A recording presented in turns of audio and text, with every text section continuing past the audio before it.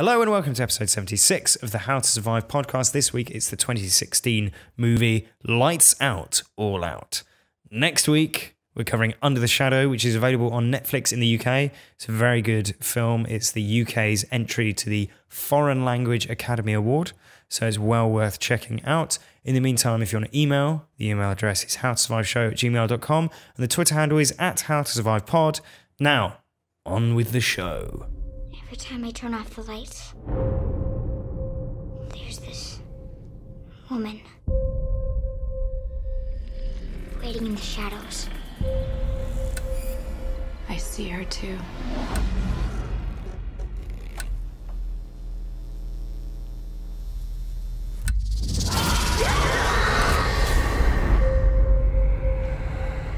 Each one of us is being haunted by this thing. Mom? Hey, Martin, what's up? Did we wake you? What? A long time ago, I had a friend named Diana. And something really bad happened to her. Everyone is afraid of the dark. And that's what she feeds on. Hello and welcome to episode 76 of the How to Survive podcast. This week, as ever, I'm joined by Joe, but he's absolutely terrified this week of being in the light. Yeah, so we're recording in the dark, complete darkness. Yeah, it's the only way that my childhood friend Joe is able to join me for this week's episode because we are covering the 2016 film Lights Out. It's one that we missed last year. Didn't catch it in the cinema. It came out sort of in that bit of time when there was sort of Don't Breathe and Blair Witch. Yeah. You know those classic films. So we didn't get around to covering it. But so we're going back just while the January slump is in effect. So yeah, Lights Out. If you haven't seen Lights Out, it's out now in all good DVD retailers. You can also get it digitally from all good digital film retailers. Yeah. When was the last time you bought a DVD? I got a few over Christmas. Did you? Yeah. Yeah. Your parents are Amish though, aren't they? yeah. Amish, of course. Big fans of DVDs. So Lights Out. If you haven't seen Lights Out, as is our wont, we will be spoiling every frame of the film in due course when we recap the plot. And obviously afterwards we'll fire on to our usual How to Survive discussion. So yeah, Lights Out, spoilers ahead. Here we go. We start, Joe, in a textile warehouse, of course, which is where all good horror movies start. Yeah, they're all good movies, full stop, I think. Yeah, and there's textile worker Esther there. We think maybe she's the main character, but maybe not. She sees a silhouette of a figure when she turns the lights off, but sees nothing when the lights are on. And she gets a bit of a spook from it. And she warns the owner, Paul, but he ignores her, doesn't he? And he ignores her, and then Paul gets gruesomely killed by the shadowy figure. And his eyes gouged out. Yeah. That becomes a weird sort of trope, doesn't it? Yeah. But yeah, the shadowy figure who can only stay in the shadows, can't go in the light, kills Paul. So Paul's definitely not going to be a main character. An indeterminate amount of time passes, and we find ourselves with Rebecca, who it transpires is Paul's stepdaughter, who lives away from her mother, Sophie, and brother, Martin. And Sophie, the mother, has a documented mental illness and depression that has resurfaced, manifesting in her talking to an imaginary friend. But one night, Martin sees a figure talking to Sophie and is horrified and is unable to sleep from that point onwards, basically. Ever. Yeah. So Rebecca gets a call from the school where Martin goes and comes and collects him and takes him to her apartment against her mother's wishes to look after him. That night, she awakens to see the figure in her room and barely escapes its attack. And then the next morning, she realises that it was scratching its name into her apartment floor, and its name is Diana. Dirty Diana. Yeah, breaking into her mother's house, she finds files about her mother and Diana, discovering that they were at the same mental institution as children, and discovering that Diana was killed when she was exposed to a bright light for an experiment to try and cure her of her photosensitivity. That night, Sophie tells Martin about Diana and about her photosensitive condition, and Martin sees Diana crouched above him on the sofa and turns on the light to ward her off before escaping to Rebecca's apartment before he's attacked. He walks there himself. Yeah, don't worry about it. Rebecca confronts her mother about Diana, but her mother denies the accusations. I think she says there's no such thing as ghosts. Yeah, pretty much, yeah. Even though we've seen the ghost And she's many literally times. colluding with a ghost. Yeah. So Rebecca, her boyfriend Brett, and Martin decide to stay overnight to try and protect her and to try and sort of snap her out of her mania. Mental issues. And Rebecca goes to her mother's bedroom to try and reconcile, but her mother secretly passes her a note saying, "I need help," which clues her in to the fact that her mother's actually under the influence of Diana and in trouble. And so Rebecca turns on all the lights in the house to try and ward Diana away. Knowing their intentions, however, Diana baits Rebecca and Martin into the basement by shorting out the power. Brett is then attacked, but manages to escape and get the police. Meanwhile, in the basement, Rebecca finds a black light and realises that allows them to see Diana. Every home has a black light in the basement. Yeah. And it also allows her to see all the markings that Diana has left over the walls of the basement, explaining how Diana won't let anyone take Sophie and that she killed Rebecca's father. Of course she did. Yeah. Who saw that coming, eh? Yeah. Brett arrives with his pair of police officers that he's summoned, and they free Rebecca and Martin from the basement, but both police officers are swiftly killed by Diana. Diana then attacks Rebecca violently, but Sophie confronts her with a gun, realising that she is Diana's tether to the world. She then commits suicide by shooting herself in the head. In front of both of her children? Yes, which makes Diana disappear. Distraught, Rebecca, Martin and Brett reconcile and vow to stay together. And that is how Lights Out switches off. So, Joe, it's obviously based on a short film, a sort of 3-minute YouTube horror film. Yeah, award-winning. Yeah, and it's very good if you've seen the original YouTube short. If you haven't, then go Lights Out short film on YouTube. It's not hard to find. No, and it is very good. But how do you think it scales up into a full feature-length movie? Well, the 3-minute video, Chris, is about a woman who is haunted by a monster. Yes. And it can only attack her when the light is switched off. Yes. Scale that up to an 85-minute film, and apparently you need to have a backstory for the monster. Of course, yeah. Well, it's the old dusty old book exactly, trope, isn't it? But not only that, the backstory has to be one that makes even the most willing fan of contrived ghost stories want to pause the film to yawn. Right. But not only that, Chris. Yeah. I mean, the one character, the one victim in the short film has been scaled up to a full family whose family tree requires full minutes of exposition to explain. So does it scale? The answer, my friend, is absolutely not. So what did you think of Diana? Because I thought that the way the film introduces her, at least, is quite effective. You know, like the sort of opening scenes with Esther and Paul. Yeah. And it's two great characters, Yeah, it's two iconic horror protagonists. Yeah, they, all that sort of stuff is quite well done, I thought. Yeah. It's nothing we haven't seen in the short film. Yeah, as much as, even as far as they have essentially the same scare where Esther is turning a light switch on and off. Yeah. And then suddenly Diana's much closer. Yes.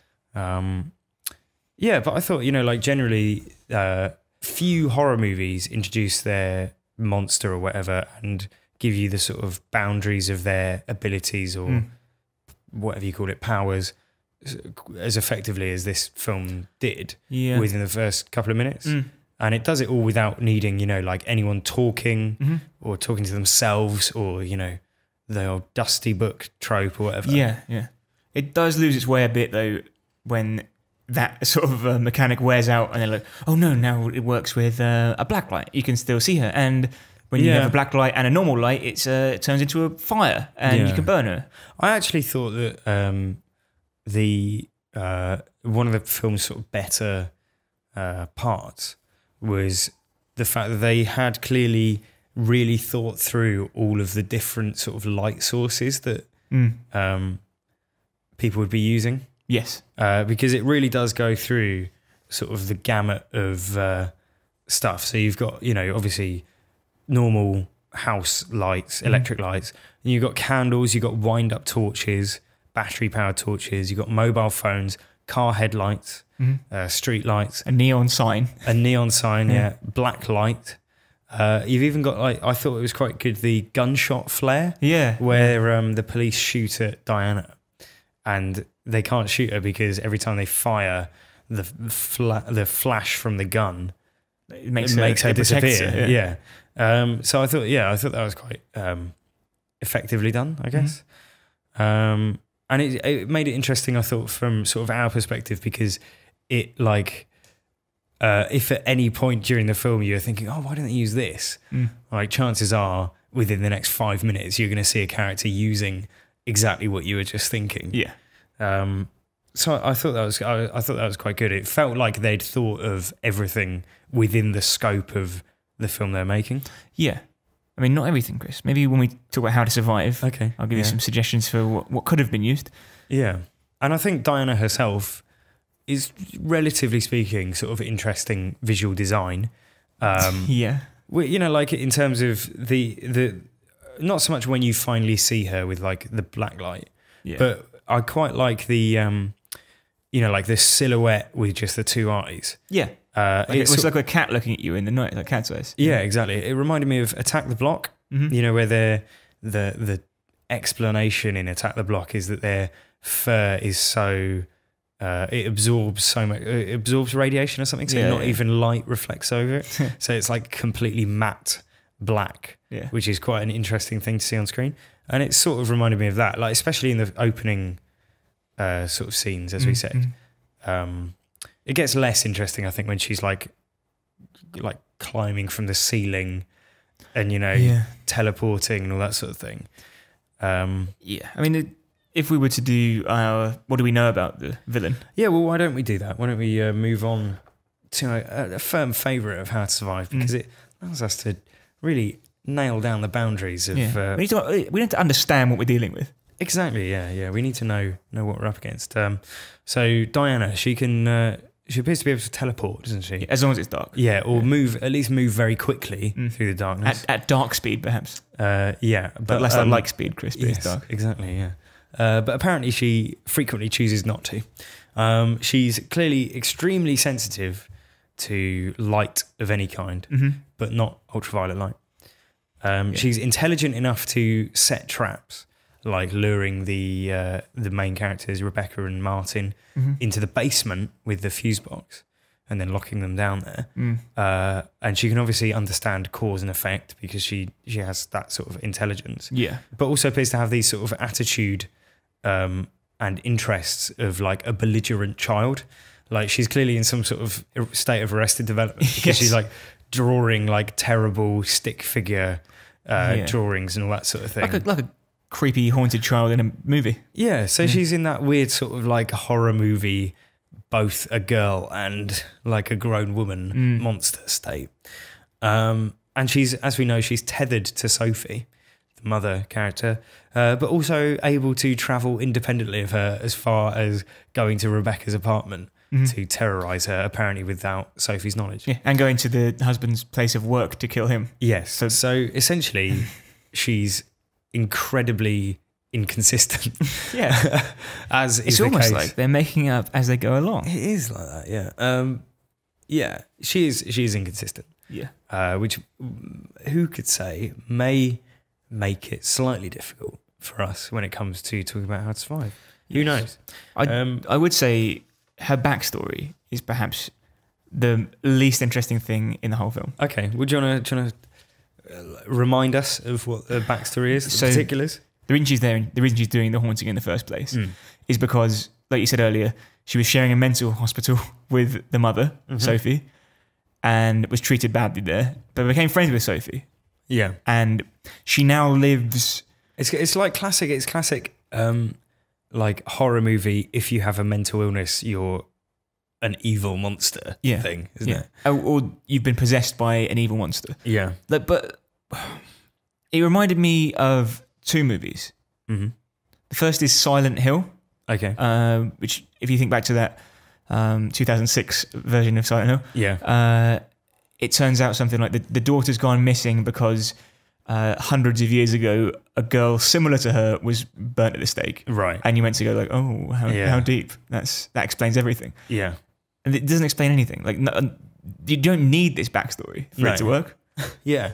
Like, you don't need... Like, one of the reasons that a lot of the horror movies that we really like don't have that, you know, this is exactly everything that you need to know about the monster and why they're doing these things. Can you imagine if you're watching Alien and they were like, Ripley, see the alien all along was Bishop's friend from a school who he shot out of an airlock and now it stalks him around space and it's going to... You'd be like, what the fuck are you talking about? It doesn't matter. It's just an alien. Yeah. It doesn't matter. It's just like going to kill you. It's just a shadow demon, whatever. Like, it doesn't matter. Yeah. And in fact, explaining it makes it harder to believe. Yeah, definitely. Not the only thing that's hard to believe, though, Chris, in this film. Yeah. If I said to you, tell me about the biggest down and outs in movie history, right? What would you say? Well, you got like James Dean's character in Rebel Without a Cause is obviously the iconic one. What's iconic about him? Well, you know, like he's a rebel, Joe, without a cause. Yeah. He doesn't care for. What does he drive? What does he drive? Drives a motorbike. That's right. Yeah. Obviously, what about is it Danny from Grease? Yeah. Obviously, Danny Zuko. Yeah, Grease Lightning. Yeah. Iconic cars. Yeah, iconic. Because they're rebels. Yeah. Rebels. They're punks. Yeah. Well fleshed out. Yeah. Thinking back, Chris, what does Brett drive in this movie? Can you remember? Is it a Vauxhall Zafira? It might as well be. Yeah. He's meant to be. He's got this tattooed like, I'm a leather jacket. Yeah. Dope smoking. I hate the man. You know? Right. He drives a family-sized SUV, immaculately kept. You say he's supposed to be a sort of rebel character, but then he is also like pining after Rebecca, asking for a draw. It's like a sort of reverse sitcom. Yeah. When you say asking for a draw, he's not asking for like a tie. Yeah. He's asking to keep his clothes at the house. Yeah. Like a drawer in her apartment to keep his things. And, like wants to be Facebook official and all that, that sort of thing. He's like, so he's a little bit of a, she's meant to be like an incapable teenager. Like she's meant to be like a real down and out because they're like, you couldn't possibly raise a child because, right. Because you live in an apartment with a neon sign that shines through the bedroom window or whatever. Yeah, they're looking around the room. There's an Avenged Sevenfold poster, as if that's like the height of depravity. Exactly, yeah. This is like a pair of knickers on the floor. Yeah. There's a bong which has obviously been like, they had to reshoot because they were like, actually, she doesn't look... Like, she looks like she just walked off a runway. Yeah. Like, modelling the expensive clothes she's wearing. Also, definitely, like, late 20s. Yeah. Not like 18. It's like Blake Lively in The Shallows. Yeah, exactly. Yeah. It might as well be Blake Lively. Yeah. She could have been played by Blake Lively. And similar to The Shadows, I think this would play excellently with a teenage girl audience. Yeah. Yeah. Because it is that. Do you think this is just another sort of like The Shallows and this, and maybe things like, I don't know, I don't want to say Blair Witch because I just think that's a bad movie. But do you think we're just getting too old for these films now? Yeah. I think we've been too old for these for years. Okay. Well, that answers the question. Yeah. So next week, Gone with the Wind. Yeah. No, but I sort of agree with you. But then I think that they are trying to sort of subvert the Brett character. But then it's like America, isn't it? Because like everyone in America drives ridiculously oversized, overpowered cars. Yeah, but it's just like they're meant to be like alternative rebels. Yeah. But the only thing they've got going for them is they wear like band t-shirts. Yeah. Which look like expensive anyway. That is exactly. That is freshly laundered. Height of rebellion, as far as I'm concerned, Joe. Is, other problems. Everyone in the movie sleeps in a full face of makeup and washes in a full face of makeup. All right, you're starting to sound like everyone's film watching dad. And nobody wears pajamas in this movie, Chris. Nitpicking dad territory now. And it wasn't even scary. I think that basically, if you're thinking of like a full-sized version of the short film, this was basically as good as it could have been. Like if you're thinking of like a Hollywoodized version, because it reminded me of like a Hollywoodized version of the Babadook. Yeah. It's got similar sort of themes about mental health and like your poor mental health invoking a sort of evil spirit and all those sorts of things, like darkness, dark, shadowy sort of creature. It feels like a post-Babadook horror movie. Yeah. But it's very, like you say, aimed at like a teenage sort of my first horror movie audience. The problem is with saying that it's based, like the Babadook is a psychological thing about mental illness, as you say. Yeah. And next week's film we're covering is Under the Shadow, which shares a lot with the, I mean, it owes a lot to the Babadook, I think. Right. In a number of ways, which we'll talk about next week, so tune in for that. Yeah. But I think it's risky to say that because this film plays with the idea of mental illness, but does it in such a way that the mentally ill character is the mother, but it turns out that she's mentally ill and they're being haunted. Yeah. And it doesn't make any sense. Because every single character can get affected by Diana, including the police. So you know it's not like a hereditary thing. Yeah, it's not something that's obviously mental illness. But no, I agree. And maybe we'll talk a little bit more about this when we come to talk about How to Survive. Okay, sounds good to me. But in the meantime, Joe, just to let you know that sequel has been greenlit, obviously. What, lights still out? Yeah, lights outist. But before that, Joe, and before we get to How to Survive, I wanted to go back to something that we've been doing a lot recently, but we enjoy it. It keeps it fresh. Keeps us off the crack. Yeah. Movie monsters and their weaknesses quiz. That's right. It's another quiz. Play along at home if you feel like it. Yeah. So we had a monster quiz not long ago when we talked about Fantastic Beasts. So I'm not going to retread old ground. These are perhaps not the typical movie monsters that you might think of. There's no Godzilla, there's no King Kong. Godzilla, of course, we learned in that quiz, means gorilla whale. Yes. Yeah. So check out the Fantastic Beasts podcast if you haven't heard it already. So I've got five questions, Joe. Okay. And it's about movie monsters. It's about what they're weak to, or like the thing that is their downfall. So, for example, if it was Frankenstein's monster, you'd say fire, even though everything's everything's weak to fire. A werewolf would be Silver Bullet. Well, would it? Question 1. Right, and I've tried to pick recent movies as well, just to freshen it up. Okay. So question 1 focuses on the movie monster, the werewolves from The Wolfman from 2010. What? Well, is this the one with Benicio del Toro? Yes. Okay. So, are the werewolves from The Wolfman weak to A, Silver Bullet, B, hearing their human names said out loud, or C, the moonlight itself? Is it all three? No. Is it B? It's A. It's Silver Bullets. It was a double bluff. Yeah. Oh, you set it up. Yeah, exactly. Well, you guessed it before you said it. That was your easy one. Right. So question 2, Imhotep from The Mummy from 1999. Yeah. Is he weak to or scared of A, birds, B, wolves, or C, cats? I think it's cats. C, cats is correct. Yes. Imhotep is scared of cats. Yeah. In the 1999 masterpiece, The Mummy. I think he turns into locusts at the end, doesn't he? Well, there's those scarab beetles throughout on there, which are recurring. Question 3. The trolls from Troll Hunter, the 2010 movie, are they weak to A, poisonous tree bark, B, ultraviolet light, or C, being forgotten? Is it being forgotten? It's B, ultraviolet light. Oh, okay. Unlike our friend Diana, who seems to be able to thrive on it. Yes, exactly. Question 4. Mama from the 2013 horror film Mama which is based on the short film Mama. Now, this is my favourite one. Is Mama's weakness A, being buried in the woods under her childhood treehouse? B, finding out that her child died 100 years ago? Or C, being shown a painting of her family dog? Do you want those again? Yes, please. Is it A, being buried in the woods under her old treehouse? B, finding out her child died 100 years ago? Or C, being shown a painting of her family dog? I'm going to go with B. B is correct. Why did you choose the other two? I just wanted something as convoluted. Final question. You've got 2 so far. So this is your chance to tip into you got the majority one. Right. Question 5.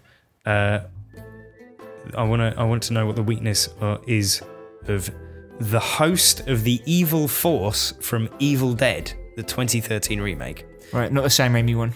No, the remake. Is it A, live burial? Is it B, dismemberment? Or is it C, burning? Burial, he'd just climb out, presumably. Dismemberment makes sense. They always say to, damage the brain or head. And burning, I think, would probably do the same job. So I'm going to go burning. It's all 3. Oh, right, okay. Yeah. Well, they burn him and cut him up and bury him. It's any and all of them, I think, basically. Okay. It's a girl, in fact, in the Evil Dead remake who is possessed. And they to purify her, they need to do one of all of those things. Great. Well, now I know if I bump into a werewolf, Mama. Yeah, Imhotep. Yeah. So, yeah. Was Imhotep the pharaoh? Was he really, scared of cats? Well, I think it's an Egyptian thing, isn't it? They're all scared of cats. Well, cats are supposed to be a sort sacred. of... Yeah. Hence why they built a massive one out of sandstone in the middle of the desert. Yeah. Yeah. They're also good known cats. as the Sphinx. I like cats. Got any cats? No. Have you? Yeah, I got 2. They're good ones. Good. Well, Joe, it's time, as always. It's that time of the show. It's How to Survive. Now, I want to have the first word when it comes to how to survive. The first word is how. Yeah, brilliant. So, in Lights Out, I want to ask your opinion on something. Is the moral of Lights Out that if you're depressed, you should kill yourself? Because it seems like a bit of a dangerous thing for a film to encourage. Well, I suppose if you're being like stripping it back, then yes. But basically, surely the moral or the message of the story can only be that if you've got depression, it's so damaging to those around you that you should kill yourself at the earliest opportunity. Well, I think the thing is, Chris, that would only work if it was, a Babadook style ending. Right. But what we've got here is the actual physical manifestation of a spook, of a ghoul. Right. Okay. And that's what means that they can get away with it. Okay. So the fact that, if it wasn't for the police coming in and seeing Diana and trying to shoot her and being unable to, I would be completely with you. Yeah. But we do go into full unambiguous monster territory. There's an objective confirmation of Diana existing. Yes, tangibly. Exactly. Yeah. And that does seem to be linked to the mother being alive. Well, clearly, yeah. Apart from the fact that they're making a sequel.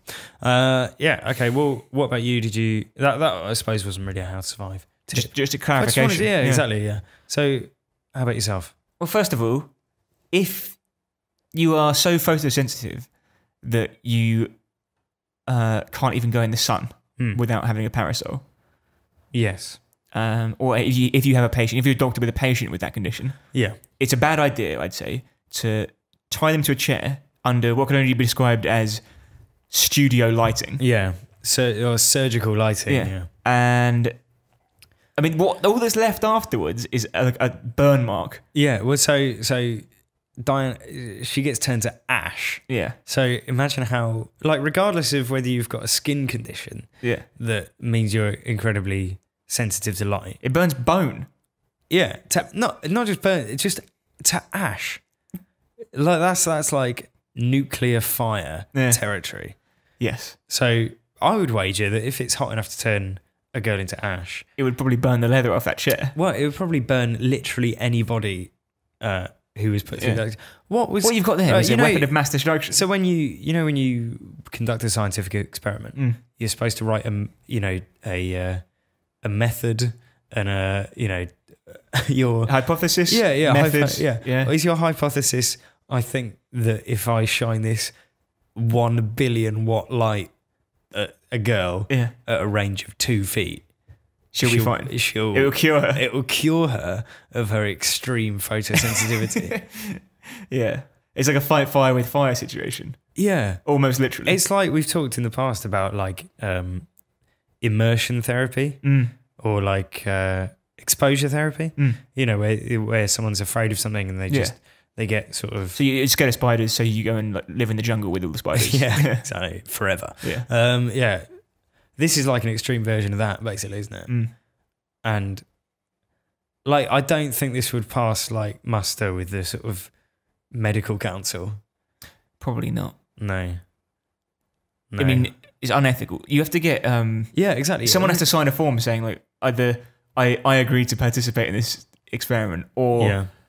I suppose with children it's even more convoluted. And she's an orphan. Yeah, well, maybe that makes it easier because there's no need to acquire the consent of an adult. Don't have to consult anyone. You just do what you want to orphans. I think that's right, isn't it? Yeah. That's fine. Okay. Yeah. So what's your head? Like, what's the conclusion that you've come to? Don't burn people to death with lights. But how is that? Is that a survival tip for the scientist? Does he end up dead?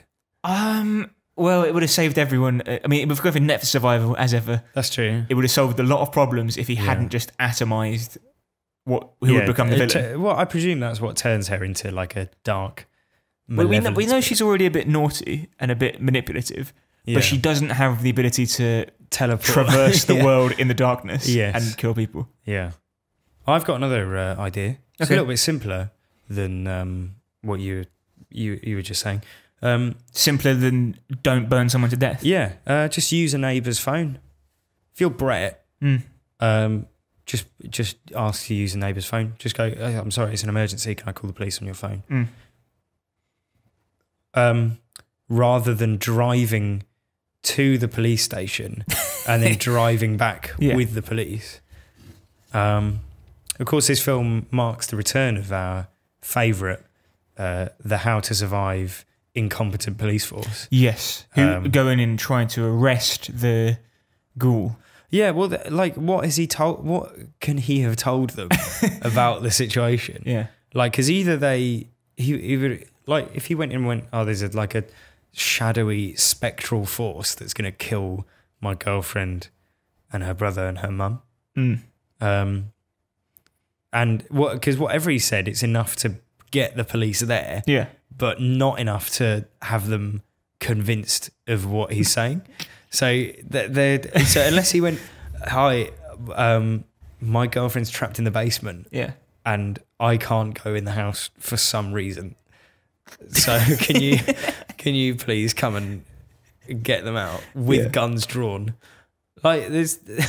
Because they go in, like, you know, ready to fight something down. Yeah. So they must think that there is some threat, but just not... They just not believe. So he goes, oh, there's like a ghost attacking my thing. And they go like, well, there must be something attacking your like girlfriend. I just don't believe that it's a ghost. Yeah. And then they're about to go into the house and he's like use your torches. Use your torches. They're like, listen, buddy. Yeah. You stay out Don't tell me. Well, I mean, we've all been there. It's annoying when someone tells you how to do your own job. Yeah. But I want to see the page in the police manual that says, when entering a potentially hostile environment in the dark, only use your flashlight if you fancy it. Use the flash from your, like, the report of your pistol as the only light in the room. Yeah. Yeah. Also split up as soon as possible and don't back each other up. Yes. I have a question about light in this film. Yeah. We see a lot of, I mean, relatively quite a lot of Diana. Yeah. But we we can't see in the dark. Do you know what I mean? Yeah. So there must be enough light for us to see the outline of her at least. Yeah. Does that mean that she can survive in like very, very low light? Yeah, I think so. Or maybe, I mean, like humans are able to see in the dark, aren't they? But Not like complete dark. but there's never. Yeah. Well, you see Diana though, and it's not pitch black. So she must.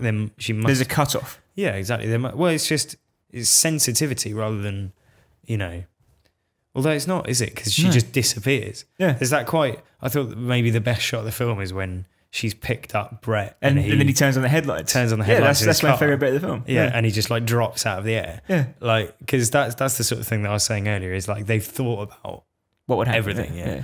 But that, it doesn't add up that you can see her like her silhouette, because that means there's enough light there for you to see her. Do you know what I mean? Yeah, I do know what you mean. Yeah. If there's any light, presumably she can't be seen. Yeah, unless it's like, you could have a light that's like a spotlight, and you'd like if you're in a dark room and there's a spotlight on the other side of the room, you'd be able to see the beam of light. Yeah. That's pointing downwards, but you'd also be able to see if Anything anything that was in in front of it. Yeah. But the light wouldn't be directly shining on the thing, would it? I mean, it would be. It would be reflecting. Yeah. But maybe that's it. It's like reflected light doesn't count or something. But it would be reflecting. Jack, look, it would. I'm not a scientist. That's clear. Yeah, I don't spend my days turning 2 billion watt lights on in front of little 6-year-old girls, which is what I assume all scientists do. It's despicable, and it's that level of inattention to detail. Yeah, it's why it's the sort of thing that you love, isn't it? As a film dad. I'm not a film dad. You are turning into a film dad. All I'm saying, Chris, like, I'm fine with the whole film. It's just, why didn't they wear pajamas in bed? Yeah. So, have you got any other ideas? 2, actually. Okay. Here's the first one. Super glue all the light switches. Okay. But she could just like rip the switch off and just cut the wires, or do the fuses, which is what she can't. If she can't get near the switches, can she? How can she get to the? Right, I see. Like if you put like one of those. Well, I mean, the problem is that like she can, like, so you can see her with black light. I'm just I'm gonna go to this for a second. You can see her with black light. Yeah. And if you then also shine like infrared light on her, that burns her. So that the two lights together, will burn her. Why? Well, it's something to do with the spectrum of light, isn't it? It's so it's both ends of the spectrum together. Yeah. You can see her and you can hurt her with light. Yeah. It disables her ability to disappear. Yeah. Yeah, maybe.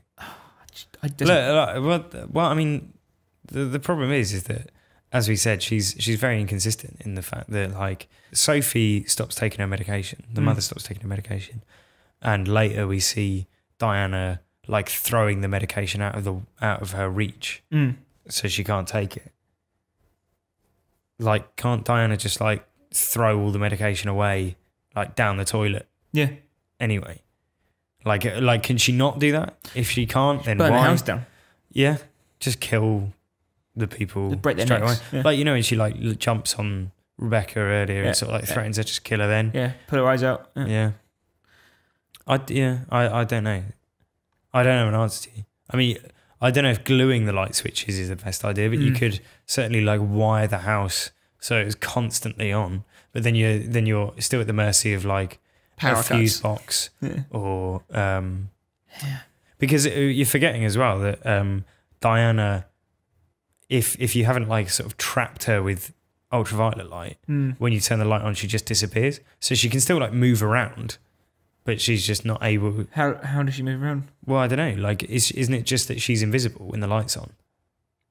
No, because it burns her, as we've seen. No, but it doesn't. Not as a ghost. Unless she's got UV light on her as well. Here's my last idea. Okay. Paint yourself in glow-in-the-dark paint. Right. And wear, like, glow sticks. Okay. Because then she won't be able to touch you. Does it, like, glow sticks fade, don't they?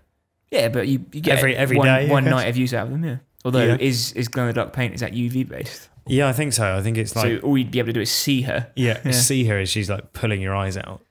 It's not ideal, is it? Didn't think that through. Did I? You're one of the writers of Lights Out, Joe. Okay. Have you got any more? Yeah, I've got one final one. It's just a quick one. Now, I noticed at one point Martin wakes up, and it's when Rebecca's gone around the house to investigate something. Martin's the child. Yes, and he wakes up and he's sleeping next to a lit candle. Now, that's obviously a bad idea. Yeah. So what I wanted to find out was, does sleeping next to a lit candle outweigh the danger of being attacked by Diana? Okay. Okay, so I did some research. In 2003 alone, there were 1,791 fires caused by candles in the UK. And in the US, between 2009 and 2013, there were 9,300 fires caused by candles, which caused 86 deaths, 827 injuries, and over $36 million in property damages. Wow. It's just from candles. Just from candles. And these are stats from the National Fire Prevention Association in the US. Right. So that's about 1.7 thousand a year. Yeah, it's a lot. It's a lot. Over a 4-year period, 9,000, that's quite a lot. So unfortunately, there's no data to correlate this against how many of these incidents coincided with any kind of haunting. Okay. With Can you rule out a haunting? Well, you can't. That's the problem. And I did do a lot of research, which I'll get to in a minute, about hauntings. And it's worth saying that according to those statistics, that's a rate of death at less than 1% over all those incidents over a 4-year period. Okay. However, 11% of those incidents and a huge increase of 30% of those deaths occurred when the individual fell asleep with a lit candle, which is what the characters are doing in the film. Yeah. That's an increase to around 25 deaths in 930 incidents, which is a near 300% increase in likelihood of death. Now, universal advice also suggests keeping candles away from children at all times. And notably, it doesn't suggest letting them sleep with their head directly next to a lit candle. And of course, 35% of candle fires start in the bedroom. And in 12% of those incidents, the first thing to catch fire was bedding or a mattress, which is exactly what Martin has next to his lit candle in the film. That's true. Are there any exceptional circumstances where it's allowed? Extenuating circumstances, perhaps? Well, like in the situation of a haunting. Yeah. Well, an immediate risk of death. Possibly. Now, I want to broaden this out. Okay. And again, in the US, there are on average 2,626,418 deaths every year. 2 million? 2,626,418 deaths. So it's 2.6 mil. Yeah. So, therefore, candle fires account for 1 in every 30,539 deaths per calendar year. Wow, that's quite a lot. Yeah, it's more than you'd expect, isn't it? However, neither the CDC, which is the Centre for Disease Control, which not the Candle Detection Council, CDC, Centre for Disease Control, which does sort of statistics on death in the United States, nor the ONS, which is the Office of National Statistics, which does the same for the UK, carry data for rates of death caused by paranormal entities. Right. Which is frustrating for this particular bit of research. So there's 2 modes of thought when extrapolating the data that we do have to hand when it comes to deaths caused by supernatural forces, which is, of course, the deaths that we see in Lights Out. Right, okay. Now, there are 3 on-screen deaths caused directly by Diana. Yes. Which are the stepfather and then the 2 police officers. And that's from... That's it? Yeah. From 8, so that's from 8 encounters over the course of the film. So you've got the 2 police officers, the textile worker, the stepfather, and then Rebecca, Sophie, and Martin. Right, yeah. So forgetting Brett. And Brett, sorry, yeah. So that's 8 characters that encounter Diana. 3 of them end up dead, or 4 of them end up dead, 3 directly by Diana, and 1 compelled to suicide. So that's a rate of death of either 3 out of 8 or 4 out of 8. depending on how you're counting it. Half, yeah. Which is very high. Now, however, there is no data to suggest that there's more than one Diana. No, Is that's there? true. Yeah. So We don't know how many of these experiments the scientists run, but it would be an assumption to say that there have been more than one. exactly, yeah. And so within the calendar year that appears to have, in which the film takes place, we can assume that there's only 3 or 4 deaths out of the 2,626,418 that have taken place in the United States. Yeah. So 3 or 4 from that number is obviously vastly outweighed by the 25 deaths caused by lit candles in the bedroom, which means that for the general population, the advice can surely only be to sleep, can only be to never sleep next to a lit candle, except for in the extremely specific circumstances that you're being haunted by a light-phobic ghost. Right. So yeah, the 25 deaths per year that falling asleep with a candle in the bedroom causes, it clearly outweighs the risk statistically of being killed by Diana. By 1/8. So that's solid statistical, absolutely bulletproof statistical research there, in terms of whether or not they should have slept with lit candles. And the answer is obviously not. 7/8, Chris. More likely to be killed by a candle than Diana. Yeah, exactly. Yeah, it's a big increase. It is. Very It's big a increase. leap.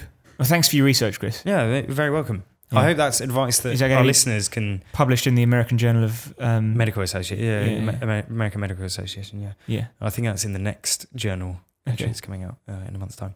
Yeah, so that's very solid statistical research, and I hope you, the listener, can take that and never fall asleep with a candle lit. Have you ever slept next to a candle? No.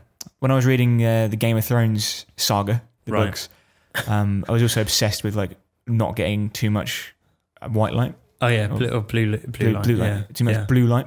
Yeah. So every evening I'd read with a candle. For God's sake. Yeah. And my eyes hurt every morning. And now I have to wear glasses. Solid advice also. Yeah.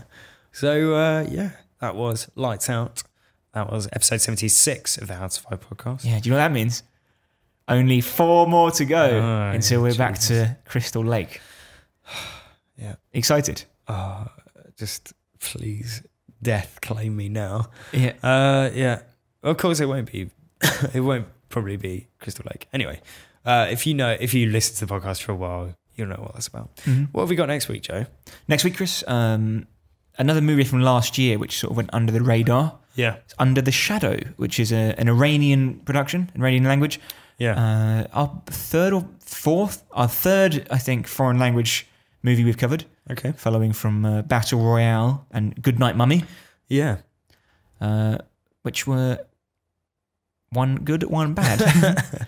Yeah. But this was nominated for the UK's entry for the foreign language feature. Yeah. Despite being in Iranian. Well, it's a UK production. Yes, exactly. So it's a British or UK production, but set in Iran and in Iranian language. Yes. It did very well at Sundance. It was purchased by Netflix, who now own the rights, so you can find it on Netflix. Yeah, and it's out. It's out now. Really worth it. Yeah, out now on Netflix in the UK. As you said, really worth watching. Only about an hour and a half long. You won't regret it. It's a good, Friday evening, Saturday morning, and Sunday evening. Yeah, And any time of day. Yeah. Any time of the week. Yeah, so we'll see you back then, bright and breezy next week. In the meantime, if you want to get in touch, email address is howtosurviveshow@gmail.com. Just send us an email. Send us what you think. Film that we should cover. Who knows? We'll put it on the list. We'll email back. Yeah, Strike- Lights Out, strike up conversation. incidentally, was a fan suggestion. Yeah, I believe so. Yeah, Many Yeah. people have suggested it. Yes. So this is our proof that we are listening to the to you. inbox, which I automatically redirect to spam. Yeah. And of course, if shorthand communication is more your thing, then Twitter, the Twitter handle is @HowSurvivePod. Please get in touch, and we will see you next week for Under the Shadow. So in the meantime, Joe, it's lights out, all out.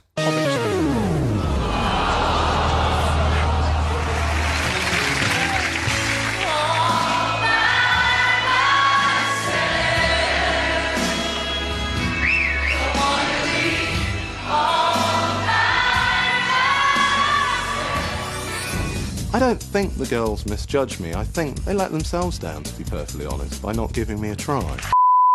Is that like Take Me Out? Take Me Out. Yeah. I'll put the yeah. Oh. What do they say? Will they sing? Hey, hey. Oh no. Oh, yeah. I'll do Just that. play that. Yeah. It's a shame because otherwise, if my voice is better, I'd do my Paddy McGuinness. You've got yourself a date. Yeah, I can't do it. So. No.